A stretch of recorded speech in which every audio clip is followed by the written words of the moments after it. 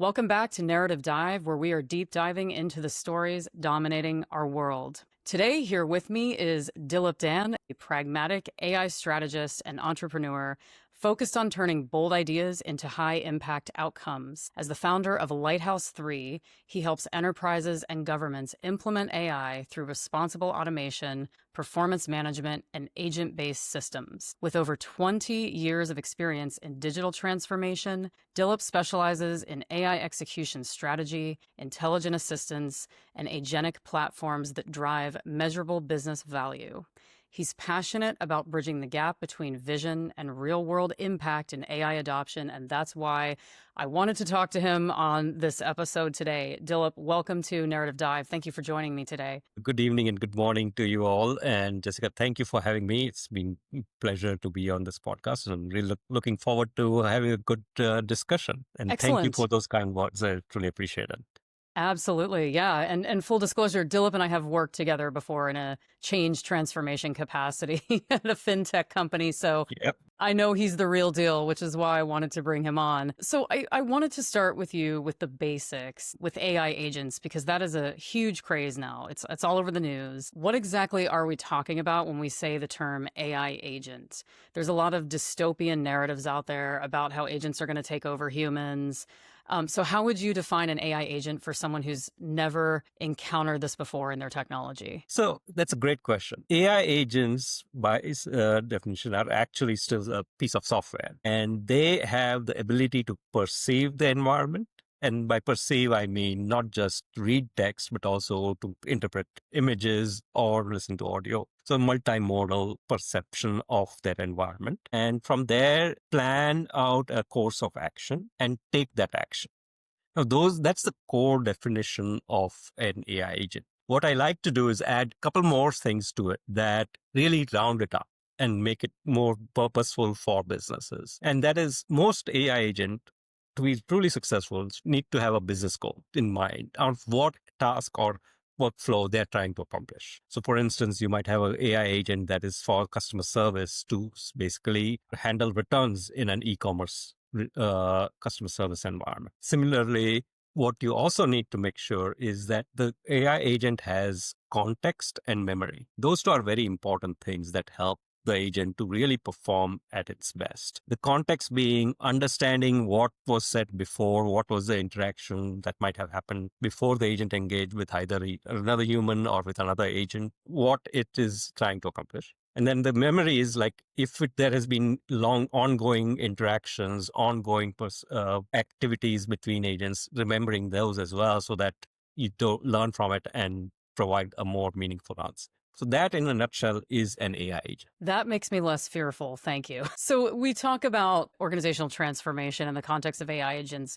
What's really the fundamental difference between traditional software automation that a lot of us are used to talking about and AI agents? Can you give us some concrete examples of agents working in that context? Absolutely. So some of the automation, like let's take an example of a travel agency. In the past, in traditional automation, you would do a workflow for, say, booking a ticket. But the human had to tell it, okay, book from New York to say, Singapore, and on this such a date, and for this flight. Now the agent would go, that automation would go out, make the ticket, and give you an update.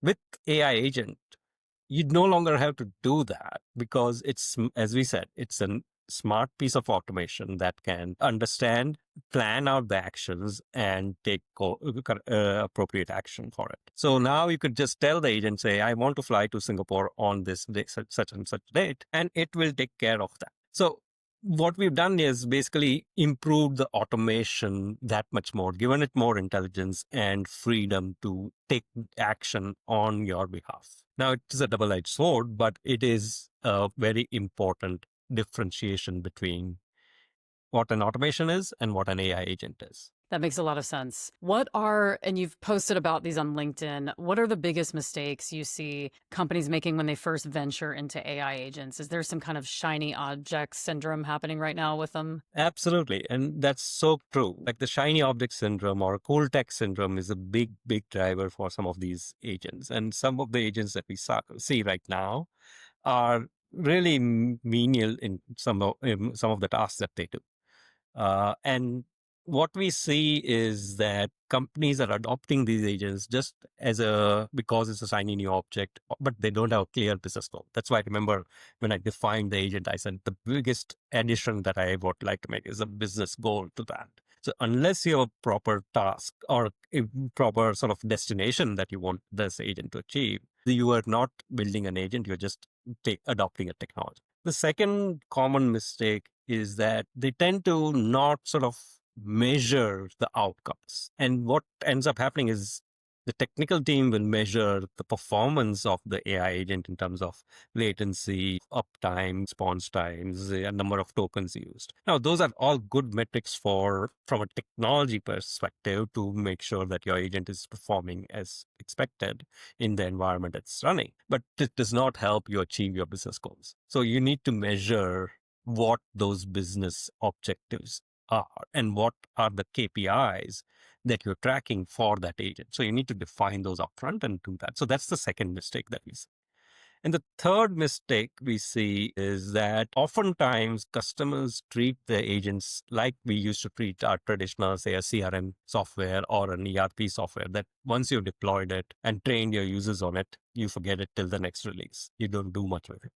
AI agents are not like that. These are truly adaptive pieces of software. So you need to be on top of it to be constantly monitoring it, making sure it is reacting to your environment. There's no sort of data leak or even model drifts that happen over time, so that you can take corrective actions and really get the business value that you had hoped for. So those are the three big common mistakes that we see with our customers. What does a really solid AI agent strategy look like? The tactical thing about AI agents is like, okay, if I say, I'm going to use this for my customer service agent assistant bot, that's a tactical decision that you made. But to be really strategic, what you need to do is take a step back and say, how are my agents that I'm deploying are gonna change the way I do business? It's just like if you are hiring a new team of humans to do some new tasks, you need to take a step back and think about, from a strategic perspective, how is this new team of humans is going to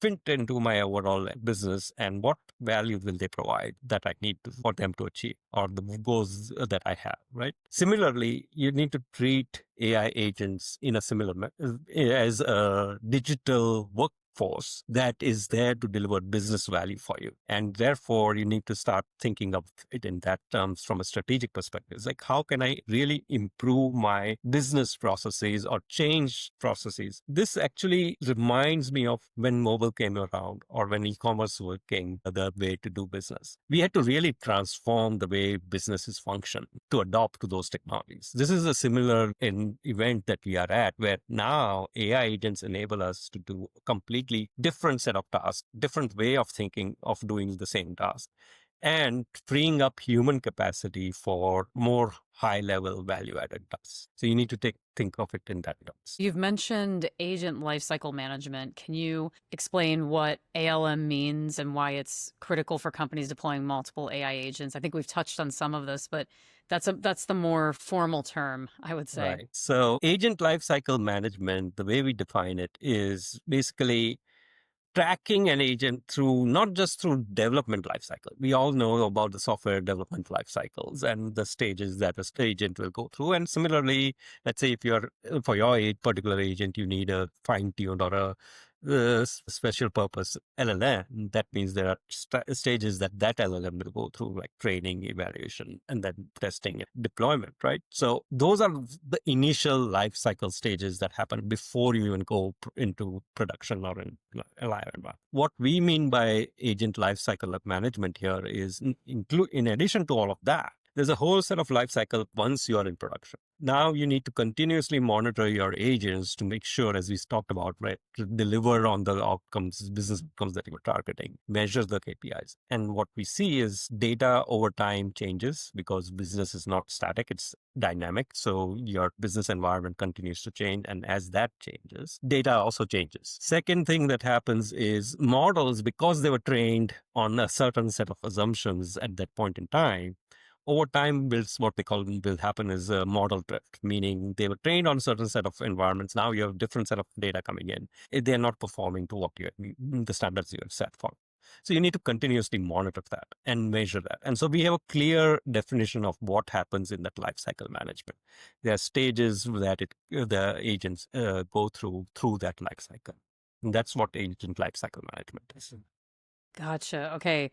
And how would you measure the success of an AI agent? So beyond an ROI, what are like some common KPIs that companies should be tracking? So there are three types of KPIs that we track for an AI agent. This first is of the effectiveness. Basically, how effective, meaning are they accurate? Are they fluent? Are they providing clearly understandable tasks? Then second is efficiency, right? We talked about some of that. How fast do they respond? Are they doing it in the right steps, right order, and delivering on those promises? The third piece of outcomes are the most important, which is around, are they performing for what they were designed to do? So here you start measuring about the KPIs that really matter to the business. So for instance, if you're deploying a marketing automation agent, you would want to measure not only how many, let's say it was designed for building out new campaigns, how many campaigns it created, but you also want to measure how many campaigns were effective in delivering the conversion rates that you were looking for. So how do you measure that? You track those KPIs. And that's the third part of it. And that is the most important part of the KPIs that need to be tracked in order to get the ROI that you're looking for from that AI agent investment. Now, I want to talk about the risks because there is a lot of speculation on, and often, as social media tends to be, takes everyone to the extreme part of a situation. Yeah. But there's a lot of dystopian talk about the risks that that companies can face when deploying AI agents. So, what are some of those risks, and how do you avoid them with guardrails? Absolutely.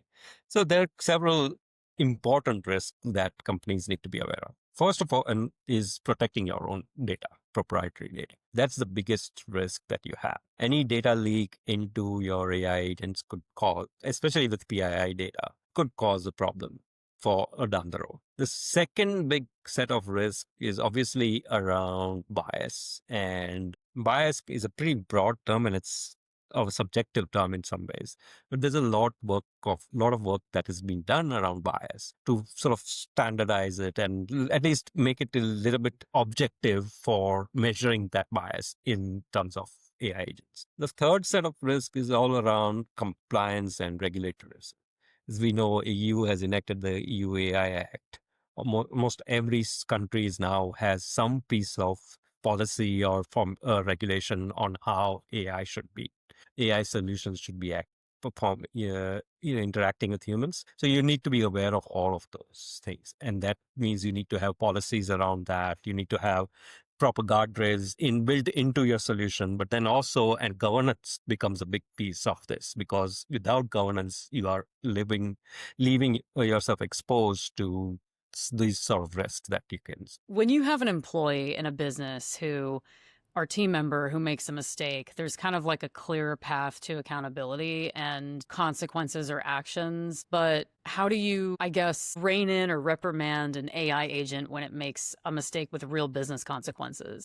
So the first step is, even before your AI agents is out in production, right? You need to have a proper governance structure in place and accountability in place, meaning you need to define who's accountable, who is ultimately the sort of the one throat to choke, if you will, or the one person accountable for that AI agent's performance, right? It's typically either a business head or it's his or her technology counterpart, because ultimately it's meant for that particular business. And that's how, even for human accountability, it grows from that point on. Now, so that's the first step. You need to be clear about how you're going to govern it, who's going to be held accountable, how are you going to measure. And this is where all the performance measurements come into play and the agent lifecycle management comes into play. So you need to have clearly defined KPIs that you're going to measure and clearly defined thresholds on when you can say,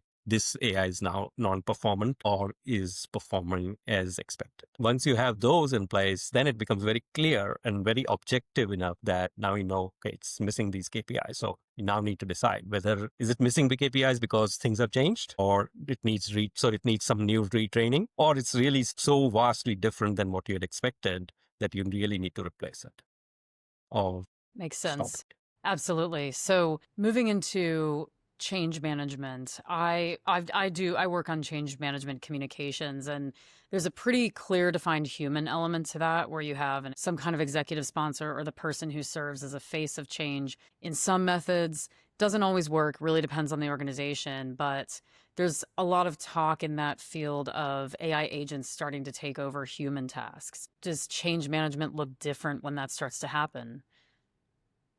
I think change management in this case is much different because it starts with education. In a lot of the previous software, the sort of transformations and digital transformations that we've done before AI, a lot of times it was about, okay, you're doing this process with these 10 steps. Now with this new tool, you're going to do it with these 5 steps and you're done. So you're not fundamentally changing the understanding of the of the user on what that process is and how it's going to change. But with AI agents, now you need to really train your human workforce that is going to interact and manage those AI agents on what is AI, what are the capabilities of these AI agents, what it can and cannot do. And then the bigger thing is, how is the work divided between the two, right?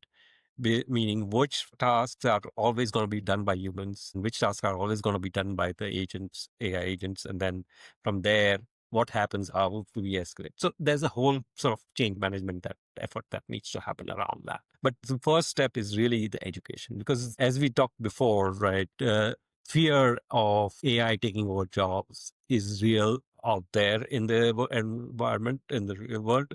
But having worked with the AI agents for last 10 plus years in different, like I'm calling them agents right now, but they are basically nothing but an iteration of the AI that has come from machine learning through Gen AI, LLMs, and then we had conversational AI in between. Now we're talking about agents. So all of that has, what we've seen in that period is that there's a misconception of what AI agents or AI can do itself. And therefore, there's a fear of loss because we don't understand it well enough. We don't know what it can do, and we fear that it's coming for our jobs. You need to help address that first. And so that's a big part of change management now that didn't used to exist with the previous set of digital transformations. That's very true. Most change usually begins with having to address and clear the fear out of the way, Yeah, or at least calm some of the fears. some fears. Definitely. And I mean, I have another colleague slash friend who has been working in the AI healthcare space for like 15 years before people even knew there was an AI healthcare space in the mainstream, right? And you've been working with AI for much longer than it's been a fancy topic in the news. Yes. So, with all that knowledge, when you look ahead 3 to 5 years, what do you think the AI agent landscape will look like?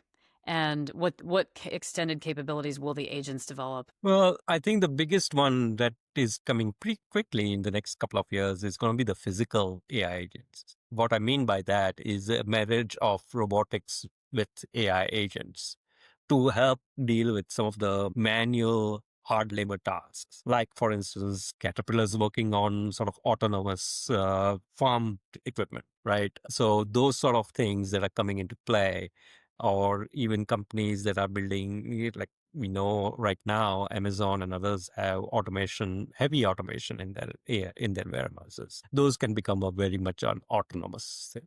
So I see that what we're calling physical AI becoming the next big thing. Two other interesting technologies that are exciting me right now that are coming in the next 3 to 5 years, we can say.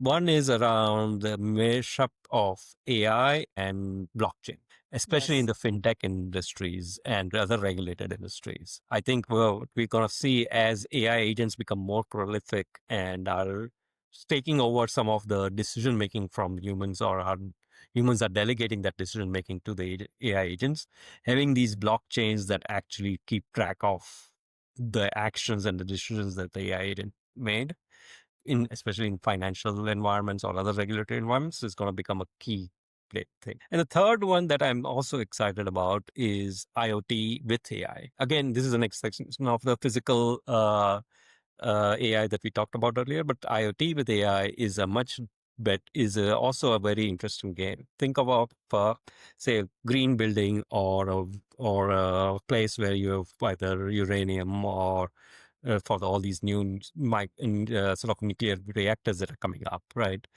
Having an intelligent AI that is monitoring these IoT devices to take control of and sort of react to that environment as some alarming situation happens. That's where the game is. So I think there are some really good opportunity, sort of new directions that are going with AI. But again, it's still early in this game. Companies have a lot of things that they can do with AI. As I said earlier, you really need to think of how do you want to transform your business, not just a department. Exactly. So, talk about the transformation. You touched on this earlier. There's a lot of fear out there about how AI is taking over human jobs, which to some extent will be happening. But I do remember in the Web 2 era, going from Web 1.0 to 2.0, there was the creation of this product manager role, for example, that wasn't as common in the 90s. But then as we started moving more into the platform Web 2 era, it's like it just exploded. So are we looking at a situation where more AI will take over certain jobs but create other jobs, or is it just hopeless at this stage? No, I think there are going to be a whole lot of new different jobs that are going to come up. I mean, we've already started seeing prompt engineering is something new that we didn't know do 5 years before, right? We didn't even know what prompt engineering is. It's becoming a hot field. So I feel there are going to be a lot of such new jobs that are being created. One of the key jobs that we see happening is what we're calling sort of a agent manager, if you will. Like almost every employee that is going to be working in any corporation of any size is going to have a team of AI agents that they will be working with to manage and deliver on the that they have been set. So now they are responsible for not just maintaining those and interacting with those agents, but also being managing them to direct them with the right set of tasks. So now you have to be able to make those right decisions on what tasks that are you going to assign to the AI agents and what tasks are you going to keep for yourself or for your other human team members. And I see that happening a lot more across all fields, across all industries and all companies. Because if the vision of like what Jensen has said in terms of that he sees NVIDIA running with 50,000 humans and 100,000 agents, Yeah, that sort of environment, and even most technology leaders are thinking in that sense, that you'll have more agents than humans in the enterprise. How do you manage those? So you'll have a whole new set of exactly. skill sets that you'll have to learn and a new set of jobs that will become available. That totally makes sense. That was one of the assumptions that I had because I thought there were a lot of jobs created by the platform ecosystem Yeah, that otherwise wouldn't have existed, but they're that's it. necessary functions. So I'm looking forward to on my optimism side seeing what AI can bring to that equation. So what advice would you give to a company that's considering their very first AI agent project that hasn't really worked with them before? How would they get started? What I would say is have a clear strategy in mind. Think about how are you going to change your business with AI agents. You start small, but you need to have a strategy that will encompass everything because you will eventually succeed with the first agent. It might get it done quickly if you're smart upfront and work with really knowledgeable partners, or it might take you a little bit longer, but eventually you'll get there. And once you get there, the benefits that you'll reap are not in that first agent, are in the next set of agents that you deploy and really transform your business over time. And that's how I would encourage companies to think about AI agents is not to say, okay, I'm going to deploy it in department and see how it marches. Think of it as this is your opportunity to really differentiate yourself from your competitors and get ahead and see how you can leverage those AI agents to get you there. Excellent. Thanks for that recap. So there is a question that I ask all the guests. It's a general question, and it's is there a narrative that you've challenged lately, and what did you learn? Yeah. So one of the narratives that we that we keep hearing about often is this whole concept of AGI. Yeah. People have been talking about that for quite a while, about artificial general intelligence is going to come on, and it will be something like, say, some of those humanoid robots that we see in Star Trek or some of the other sci-fi shows and in the media. Having been in this field, I find that I challenge that narrative in that we are not there yet. It will take us quite a while to get there, to that point of where we have those sort of robots available to us that can do things, multiple things autonomously by just you telling them. And for that sort of vision to come about, I think we are way far away. And what I've learned from it is that people that are vested in this like to throw out that sort of AGI as the next big milestone to conquer, to get people excited about. But in reality, what needs to happen is that people need to really take it upon themselves to learn what AI can and cannot do to challenge this narrative. So I think AGI will come, but it's probably not as fast as people would like or are predicting. Exactly. I think that really dispels a lot of the fear and concerns people have about AI agents, that they are actually, that this concept is actually not something that people should be afraid of, and that it could have a lot of positive uses if the governance and everything is in line. So thanks for joining me today. Thank you for having me, Jessica. It was a pleasure talking to you and great seeing you again after a long time.